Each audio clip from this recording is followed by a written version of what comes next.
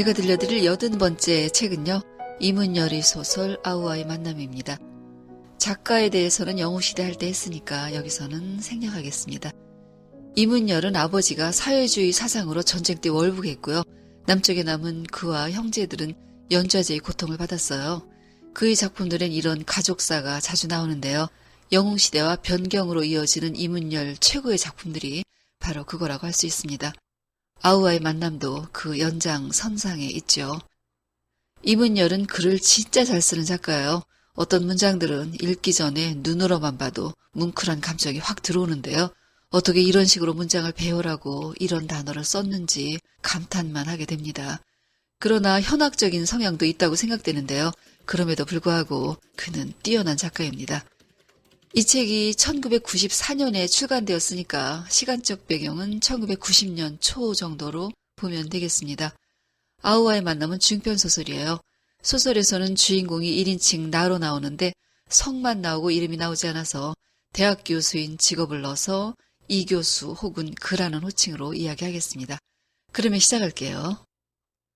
이 교수의 아버지는 전쟁 때 월북했어요. 그때 그의 나이는 8살이었어요. 연좌제의 고통 속에 소년기와 청년기를 보냈고 아버지 월북으로부터 40년의 세월이 흘렀습니다.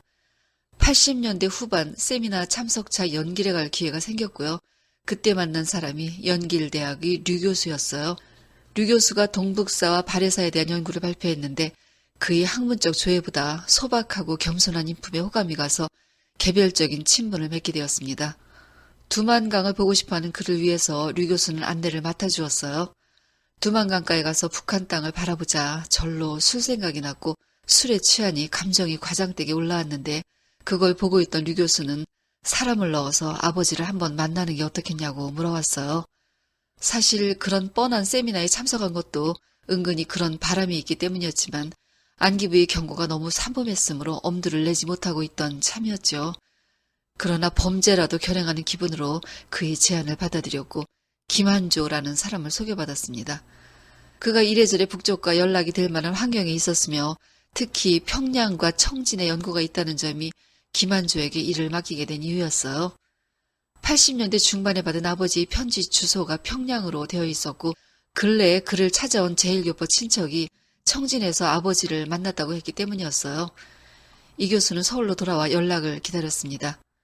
그러나 정월에 류 교수로부터 아버지가 작년 여름에 이미 세상을 떠나섰다는 연락이 왔어요. 이왕 이렇게 되었으니 북쪽에 있는 동생을 만나보는 게 어떻겠냐는 거였어요. 그 대목을 읽어드리겠습니다. 솔직히 그때만 해도 나는 그런 류 교수의 제안이 전혀 귀에 들어오지 않았다. 거의 반세기에 걸친 애증과 은원이 느닷없이 쓰러져버리는 순간의 어떤 허망감이었으리라. 젊은 날처럼 격렬하지는 않았지만 아직도 수시로 모습을 바꾸어 나타나는 그리움과 원망의 대상이 그렇게 느닷없이 세상을 떠나버릴 수 있다니. 북쪽의 아버지가 결혼해서 5남매를 두었다는 소식을 알게 된 건 80년대 중반이었어요. 그 이후 이 교수의 어머니는 한 번도 아버지를 입에 담지 않았습니다. 33살에 홀로돼서 어린 3남매를 키우고 행실면에서는 한 번도 남의 입에 오르내린 적이 없는 당신에게는 아버지 그 같은 다산이 배신처럼 느껴진 듯 했어요. 이제 아버지 죽음 소식으로 그가 맞이로서 치러야 할 의례들이 떠올랐습니다. 늦었지만 빈소라도 차리고 상복을 입어야 하나, 아직 생존한 것으로 되어 있는 나만의 호적은 어떻게 해야 되나, 문중에 알려야 하나. 그러나 막상 어떤 결정을 내리려고 하니 할 수 있는 게 없었어요. 풍문에 흡사한 죽음의 소식뿐 구체적인 정황이나 정확한 기일도 모르면서 뭘 할 수는 없었고 이걸 겨울 들어 치매 증상을 보이고 있는 어머니에게도 알리기가 주저스러웠습니다.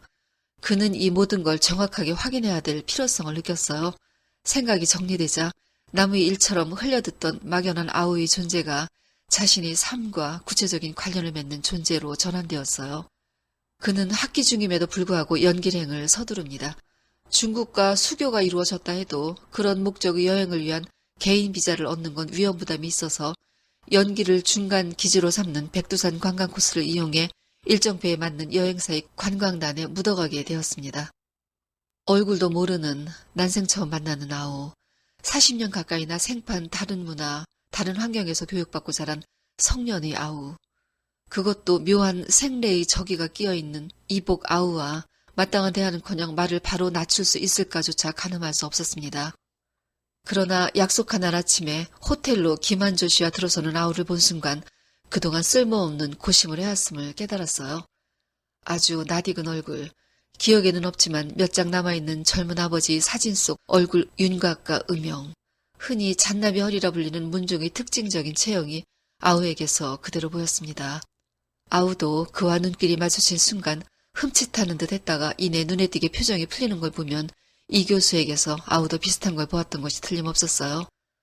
또 혁이라는 돌림자에 붉을 혁자를 쓴 것이나 아우의 누님과 동생들의 두자 이름에는 희자와 섭자를 넣었다는 이야기를 들었을 때는 전율 같은 감동이 가슴속을 쓸고 지나갔습니다. 불구덩이 속에 어린 삼남매와 젊은 아내를 팽개치고 갈 수 있었던 눈부신 이념과도 가문과 학렬만은 잊지 못했음이 그 같은 감동으로 다가왔기 때문이었어요. 아버지가 대장암으로 돌아가셨다는 말을 하는 아우의 눈이 갑자기 충혈되고 물기가 돌았어요.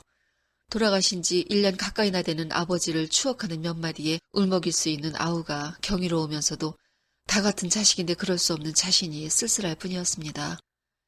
기일을 확인하고 기제사와 설, 보름, 차사를 이제부터는 남쪽에서 받들겠다는 말에 아우는 제사를 뺏어가는 거냐고 강하게 반발했어요. 이 교수는 사진만 걸어두고 추모회 정도로 제사를 지내는 북쪽의 제사보다는 예법에 맞는 제사로 하겠다는 거라고 설명했어요. 그리고 이래봬도 영남에서는 알아주는 집안이고 자신이 12대 봉제를 받드는 장손이며 위로 11대를 모시면서 아버님 제사만 뺀다면 문중에서 가만히 있지 않을 거라고 말했어요. 종교에서 믿는 것처럼 영혼이 생전의 정신과 동일성을 유지하며 존재한다면 우리 조상의 영혼보다 우리를 더 따뜻이 보살필 신이 어디 있을 것이며 그런 의미에서 조상의 영혼을 존중해 나쁠 것이 없으므로 제사를 모시는 거라고 말했습니다. 그리고는 아우에게 제사를 받들겠다는 것이 불만인가를 물었더니 형님이 갑자기 나타나서 진짜 자식은 마치 형님 혼자인 듯 우기는 것 같다고 대답을 했어요. 그게 당연스러운 이복 형제의 적이일 수 있었으나 아우의 솔직함이 오히려 위로가 되었습니다. 아우는 형님이라는 호칭을 자연스레 쓰고 있었어요. 이번에 새로 가문의 파보를 만드는데 거기에 얹겠다고 아우의 오남매뿐 아니라 그들이 어머니를 포함한 이름과 생년월일을 적어달라고 했어요. 아우는 그런 일을 생소해 하면서도 반발을 보이지는 않았어요. 아우 어머니 생년월일을 보면서 그는 아버지 재혼 가정이 어렴풋하게 잡혀왔습니다. 아버지와의 결혼으로 첫 아이를 55년에 낳았으면 아버지 재혼은 54년쯤이었을 테고 그때 여자의 나이는 24, 과부거나 이혼이기보다는 처녀였을 가능성이 훨씬 높은 나이였어요. 36에 한창 나이에 얼북한 아버지는 4년이나 호라비로 지내다가 40에야 결혼했으니 남쪽에 두고 온 아내에 대한 최소한의 예의는 다한 셈이라고 할 수 있었죠. 그 대목을 읽어드릴게요. 아버지가 돌아가실 때까지 그들이 산 세월은 거의 40년. 남쪽에서 어머니와 한 세월이 3배가 넘었다. 그런 아버지에게 재혼과 타산에 대한 배신이나 부도덕의 혐의를 걸 수 있을 것인가. 그런 새어머니에 대해 그리고 그녀에게서 난 5남매에 대해 누가 서얼의 불결함이나 비천함을 덮씌울 수 있는가. 어쩌면 남쪽에서의 결혼생활 12년이야말로 아버지에게는 괴롭기는 하나 한때의 덧없는 추억이었고 어머니와 우리 3남매 또한 북쪽의 새가족들에게는 다만 아버지의 지워지지 않는 흉터 같은 것이었을지도 모른다. 아우에게서 아버지 결혼에 대해 들은 이야기들은 아버지 그간의 행적을 추리할 수 있게 해주었어요. 원산농대에서 학생들을 가르칠 때 아우의 어머니는 제자였고 12 삼천리별 관계사업 현장에서 일하다가 다시 만나 결혼하게 되었다고 했어요. 농경제학을 전공한 사람이 관계사업 현장에 있었다는 건 결혼한 연도인 54년에 남루당 계열이 숙청이 있었고 아버지가 그때 원산농대에서 밀려난 것이 틀림없었어요. 들리는 소문에 원산농대 교수였다거나 무슨 현장의 기사였다는 말은 다 그런 아버지의 행적을 말해주는 거였습니다. 형제들은 다들 살만하냐고 묻자 아우는 다시 기분 나쁜 표정이 되었어요. 외교관에게 시집가서 외국 나가 살고 있는 누님, 결혼 잘한 여동생, 교원으로 있는 동생, 평양 외국어 대학에 들어간 막내, 그리고 자신은 지금 김책연합기업소 당위원회 조직부에 있다는 말을 했어요. 그러면서 오히려 남쪽 가족들이 학살도 당하지 않은 채 살고 있다는 걸 의문스러워했어요. 이 교수는 그동안 살아오면서 자신이 사는 체제를 옹호할 필요를 느껴본 적은 없었지만 아우의 질문에 마치 남북회담의 대표라도 된 듯 대답할 필요성을 느낍니다. 아버지 월북으로 20살이 될 때까지 이어진 가난과 경찰의 감시, 가정교사 노릇도 하기 어려웠던 연좌의 고통, 지금 이나마 살기 위해 조심해야 했고 때로는 비굴하게 사느라 대학 시절 그 흔한 데모에도 끼어들 수 없었으며 눈코 붙은 지식인이면 모두 민족주의 진보를 외쳐대던 80년대에도 보수 반동의 딱지를 명예처럼 달고 살아야 했던 아픈 과거 이야기를 했어요. 요약해서 말하다 보니 다소 과시와 과장이 들어가면서 감정이 격양되기도 했지만 아우는 그 말에 감동을 했습니다. 아버님이 그동안 홀로 눈물 지으시던 이유를 알 것도 같다고 말했어요. 이 교수는 이곳에 오기 전 일부러 고향에 내려가 안동소주 한 병과 고향 뒷산에서 딴 밤, 대추, 고향에서 깎아 말린 꽃감을 갖고 왔어요. 그걸 아우에게 주면서 내가 나 대신 아버님 명전에 따라드리라고 했고 아우는 술은 북조선에도 좋은 게 많고 밤 대추 몇 분 한다고 이런 걸 갖고 왔냐고 핀잔투로 말했어요. 그 말에 그는 이 술은 아버님이 자라신 곳의 물로 빚었고 밤과 대추와 곶감 이것들도 다 아버님이 어렸을 적 뛰놀던 땅에서 난 것들이니 40년 넘게 그리워하시다가 끝내 다시 밟아보지 못하고 눈 감으신 땅의 소출물 드리라고 말했어요.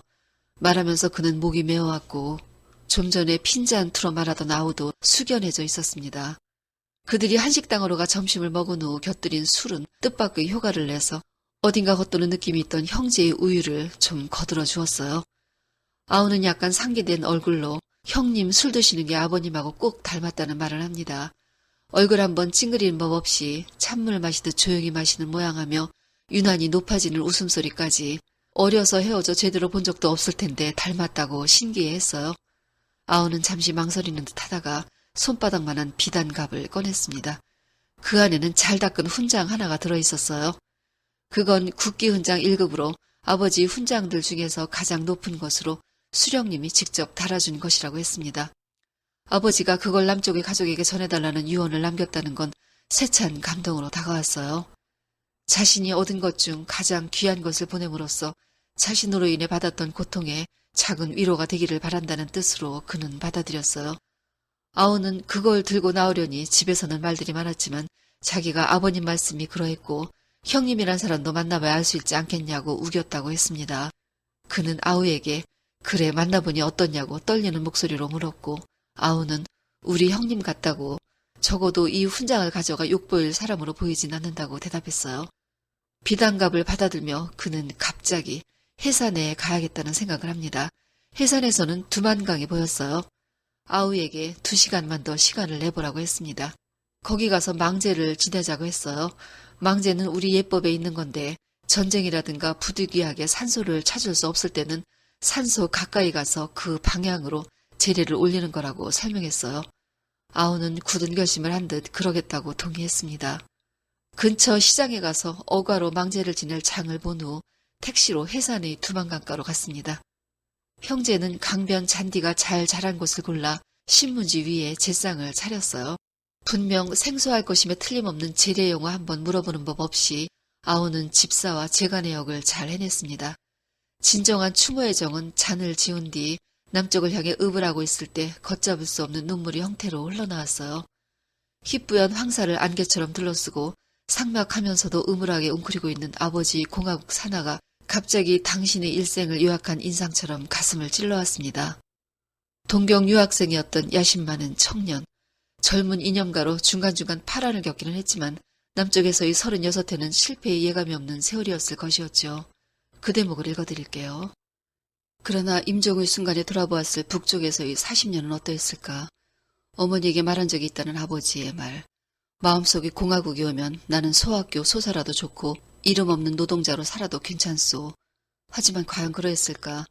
아물지 않는 상처처럼 긴 세월, 당신을 물어뜯었을 남쪽의 처자, 마흔이 다 돼 바꾼 전공과 힘겨운 살아남기로밖에는 해석되지 않는 10년의 각고, 경제학 교수에서 노무자나 다름없는 현장 기사, 기사장, 그리고 엉뚱한 관계 전문가. 설령 당신께서는 만족하며 눈 감으셨다 하더라도 내게는 당신의 삶을 실패로 규정하고 슬퍼할 권리가 있다. 그는 처음에는 자신이 아버지의 실패를 슬퍼하고 울고 있다고 생각했지만 시간이 좀 지나자 스스로를 위해 울고 있음을 느꼈어요. 이제는 정말로 보상의 기약조차 없어진 자신의 지난 비참과 고통을 슬퍼하며 울었고 언젠가 올 그날을 위한 살아남기를 핑계로 방치된 정신의 굴절을 슬퍼하며 울었어요. 그가 우는 동안 아우는 기척없이 옆을 지켰습니다. 눈물을 닦고 책상을 치우며 보니 아우의 볼에도 눈물 자국이 번질거리고 있었어요. 그런 아우에게서 진한 혈육의 정이 느껴졌습니다. 그들은 이제 한층 가까워져서 아우는 경계심을 풀었고 남쪽의 상황에 대해 들었던 이야기들이 과장되었을 거라는 생각을 했다고 진심으로 말했어요.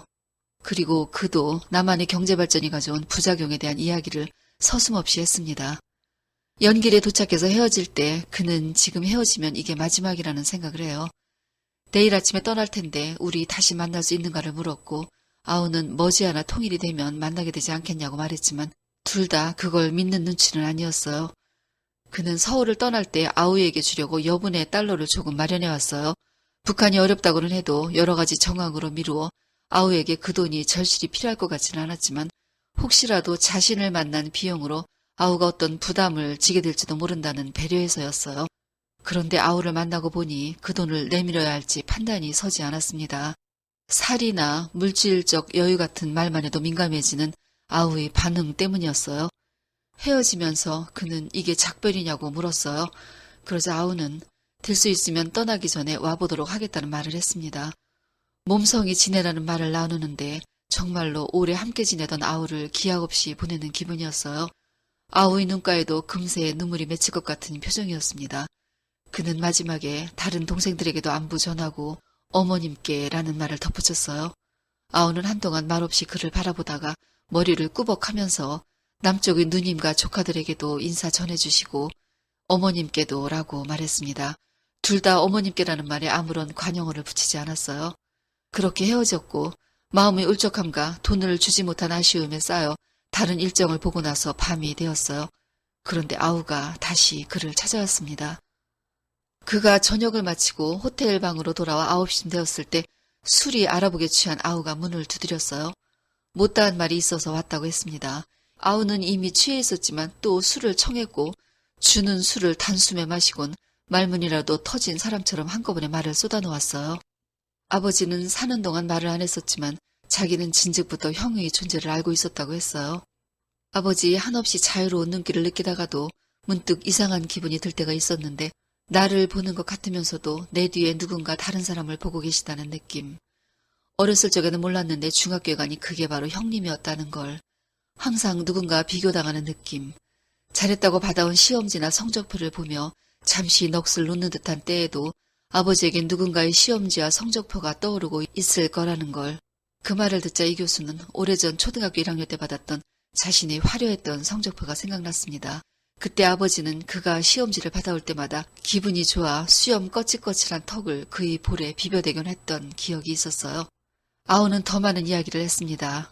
아버지만큼 지식이 많은 사람을 본 적이 없었으며 자신이 대학 마칠 때까지도 수학이든 과학이든 역사든 물어볼 때마다 막히는 게 없는 아버지였는데 왜 더 이상의 출세를 못했는지, 왜 우리들은 김일성 대학을 갔어도 정치학부나 외교학부는 갈 수가 없고 군에 가도 군관이 될 수 없었는지, 성분 좋고 유능한 공화국의 일꾼인 매형이 누님과 결혼한 탓으로 받는 불이익들, 그게 다 남쪽과 이어져 있는 아버지의 삶, 특히 다른 건 다 끊을 수 있어도 그것만은 끊을 수 없는 혈연의 사슬 때문이었음을 남쪽 지식인에게 일반적으로 품는 당과 인민의 의심을 아버지는 노력과 열성으로 씻어야 했고 그때 자신들에게 남쪽의 가족들은 보이지 않는 재앙이고 저주였다고 아우는 고백했어요. 이 교수는 그 말에 잠시 야연했습니다. 참으로 기묘한 전도였어요. 아우가 말하는 남쪽 가족의 이미지는 자신이 괴로운 젊은 날을 보내면서 품었던 북쪽으로 가려진 아버지 이미지와 같았기 때문이었죠. 그런데 이들에게는 자신이 그러했다는 것, 그는 아우의 가슴에 맺힌 응어리를 절실하게 이해할 수 있었습니다. 아우는 형님을 만나러 온 이유는 아버지의 유언보다 자신들이 오랜 재앙과 저주가 실제 어떤 모습을 하고 있는가가 궁금해서였다고 말했어요. 마치 한평생의 원수를 만나는 심정으로 왔는데 만나자마자 첫눈에 형님은 그저 우리 형님일 뿐이었다고 했습니다. 함께 쓸어안고 울 사람이지 원망하고 미워할 사람이 아니었다고, 시간이 갈수록 그동안 품고 있었던 적의가 부끄러워졌다고 말했어요. 그렇다면 이제 우리들의 한은 어디 가서 풀어야 하는가를 아우가 물었어요. 그는 대답하지 못했습니다. 그저 삶은 어떤 경우에도 나 아닌 다른 것에 책임을 전가할 수 없는 가혹한 것일지도 모른다는 어렴풋한 짐작만이 떠올랐습니다. 아우는 그에게 전화번호가 적힌 쪽지를 주었어요. 그건 대외경제위원회 소속인 남편을 따라 지금 북경에 나와 살고 있는 누님의 전화번호라고 했어요. 아우는 그날 그의 방에서 잤고 그는 취해 잠든 아우의 겉옷을 벗기면서 그게 새 양복인 것이 까닭없이 안쓰럽게 느껴졌어요. 다음 날 아침 지난 밤과는 다르게 수줍어하는 아우에게 그는 준비해간 달러를 주었어요. 아우는 멈칫하고 쳐다보다가 생각을 바꾼 듯 공손히 봉투를 받았습니다. 그들은 그렇게 헤어졌습니다. 관광단이 북경을 경유하느라 그곳에 들렸을 때 그는 그 번호로 전화를 걸어 아우의 누나 이문희를 찾았으나 외출했다는 대답이었어요. 몇 차례 더 전화를 해도 마찬가지였어요. 그러다가 그는 계속 전화를 받던 목소리가 왠지 귀에 익은 듯함을 기억해냈습니다. 젊은 날의 누님 목소리. 아우의 누나는 기껏해야 40 정도 되었을 터이니 누님의 젊은 목소리와 닮아 있었던 거였어요. 그는 비행기를 타기 전 한 번 더 전화를 했고 다시 받은 그 여자에게 이문희 씨가 돌아오면 남쪽에서 온 오래비가 만나고 싶어 전화했다고 전해달라는 말을 남깁니다. 4시 비행기로 서울로 돌아가는데 1시까지는 호텔 로비에 있을 것이고 2시 이후부터는 공항에 있을 것이라고 전해달라고 했어요. 알았다고 말하며 그럼 안녕히 가시라는 그녀의 인사 부분에서 말소리가 떨렸습니다. 호텔에서 1시간, 공항에서의 1시간 남짓을 기다렸으나 그녀는 오지 않았어요. 그는 서울로 떠나는 비행기에 탑승합니다. 소설은 여기서 끝입니다. 나이 든 세대에서는요, 분단, 이별, 전쟁 이런 말이 말할 수 없는 아픔이죠. 이별이 당사자가 아니어도 너무도 비극적인 민족사이기 때문입니다. 그러나 시간은 속절없이 흘러 이제 전쟁은 역사 속의 기록으로만 남아가고 있고요. 분단의 비극을 가족사로 갖고 있는 사람들도 점점 세상을 떠나고 있어요. 기억할 사람들이 줄어들고 있다는 게 이제는 슬픔 아닌가 합니다. 이걸 잊지 않을 방법은 아마 실제적으로는 없을 겁니다. 어떤 일이든 감정의 전이 없이는 진심이 닿지 않으니까요. 그래서 역사는 한 세기가 지나면 건조한 학문적 기록이 되는 거 아닌가 합니다. 이 소설이 이렇게도 좋은 건 작가의 직접적인 감정이 그대로 녹아 있어서일 겁니다. 소설가 황석영이 자전적 글에서 이문열에 대해 쓴 부분이 있어요. 황석영이 방북했다가 한국으로 들어오지 못해 뉴욕에 체류하고 있던 시기 90년대 초에 이문열이 찾아 만났던 이야기입니다. 그걸 읽어드리면서 이야기를 마치겠습니다. 우리가 피차 술이 좀 취하고 나서 이문열이 문득 월북한 아버지 얘기를 꺼냈다. 나에게 북한을 통해서 좀 알아봐 줄 수 있겠냐고 부탁했다. 나는 생각한 바가 있어서 언제 뉴욕에 다시 오느냐고 물었더니 일주일 뒤에 온다고 했다. 그럼 그때 연락하라고 일러둔 뒤 뉴욕 유엔으로 파견된 북한 대표부에 전화를 걸어 이문열 부친의 월북 시기와 인적사항을 적어서 팩스를 넣었다. 사흘 뒤에 답변하는 팩스와 전화가 차례로 왔다. 팩스에는 이문열 부친이 간단한 이력과 가족관계가 적혀 있었고 생존해 있는 현 주소도 나와 있었다. 일주일 후에 이문열이 뉴욕에 왔을 때 그 팩스를 보여주었다. 이문열이 부친 이원철은 북한에 가서 전공을 농업경제사가 아닌 수리공학으로 바꿨다. 그는 남노당에 대한 숙청에서 살아남을 수 있었을 정도로 대단히 유능한 지식인이었다.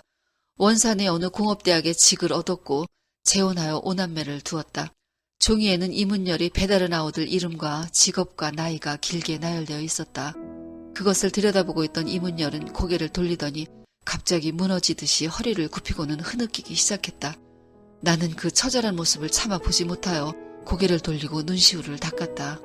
나는 이 모든 분단의 억압에서 놓여나고 싶었다. 문학에 대한 노심초사도 벗어버리고 익명의 망명자로 살아가고픈 생각도 들었다. 그때까지 나는 미국의 망명 권유를 마다하고 무국적자로 체류하고 있었다. 그 이후부터 이문열의 모든 상처와 그늘은 내 것처럼 받아들여졌다. 누가 의도적으로 이문열을 어떻게 생각하냐고 내게 물으면 나는 대답했다. 그는 전쟁 때 폭격으로 불바다가 된 거리에서 손을 놓친 아우 같다라고. 그리고 나는 뉴욕에서 이문열과 헤어지기 전에 말했었다. 이제는 당신 아버지를 용서하라고. 그때 아버지는 당신의 아들뻘이었고 훨씬 미숙했던 젊은이였다고. 오늘은 여기까지입니다. 듣느라고 수고하셨어요. 좋은 책 가지고 다시 만나요.